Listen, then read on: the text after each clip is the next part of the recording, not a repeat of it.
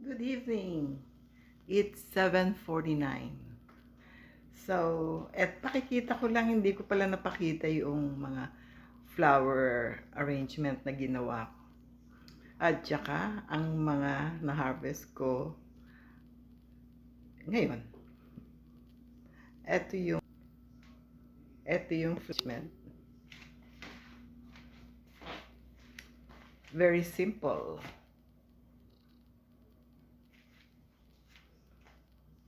Isa. At ito yung pangalawa. Ayan, ano siya? Sunflower zinnia.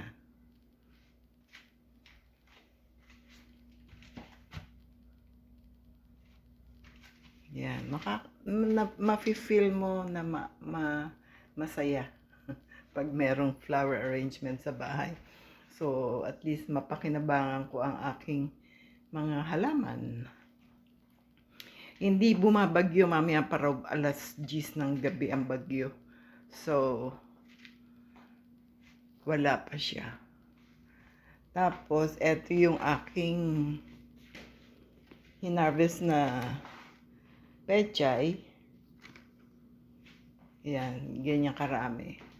Lalagay ko sa fridge at pagluto ko ng kare-kare, yan ang aking ilalagay.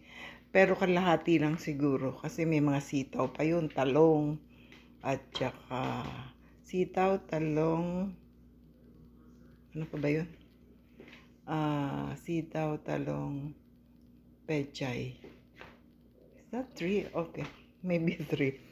Some of my cherry tomatoes, ang dami kong binigay sa kapitbahay.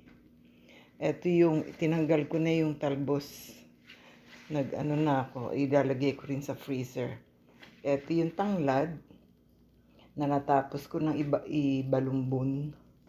At ilalagay din sa freezer. Those are mga isisave ko para sa winter. So far, ganito na karami ang aking okra. Ayan, fresh na fresh. May konting sili, yung mga nakikita kong sobrang malalaki masyado, kinukuha ko na. Ito yung aking kamatis na heirloom.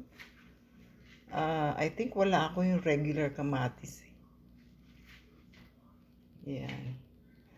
Masarap ang lasa niyan. So far, that's my update for the pecha. Hindi ko na napakita ng husto kanina. At saka itong katapusan ng pagbabalot ng balumbon ng lemongrass or tanglad, at saka yung flower arrangement.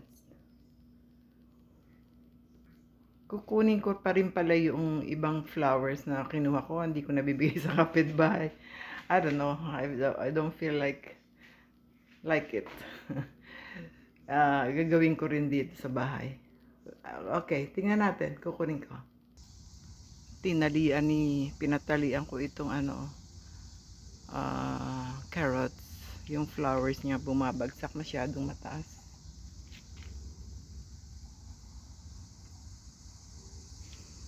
Kukunin natin yung flowers. At dito ko siya ilalagay sa isang vase na to. Nag-iipon na ako ng bulaklak.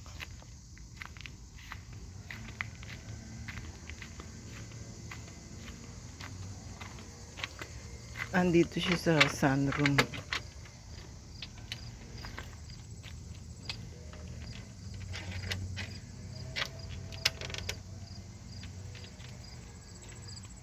Uulan na naman mamaya. Ito, hindi ko pa siya na-arrange. I-arrange ko siya siguro sa loob na ng bahay.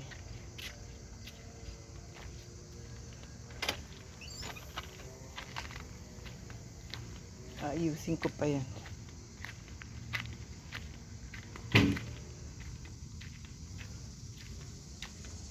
Okay.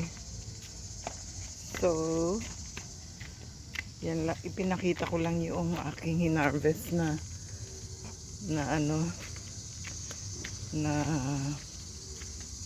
pechay at saka yung ginagawa kong pag cut ng pagbalumbo ng lemongrass, tanglad. Okay, hanggang dito na lang. Thank you for watching. Bye now.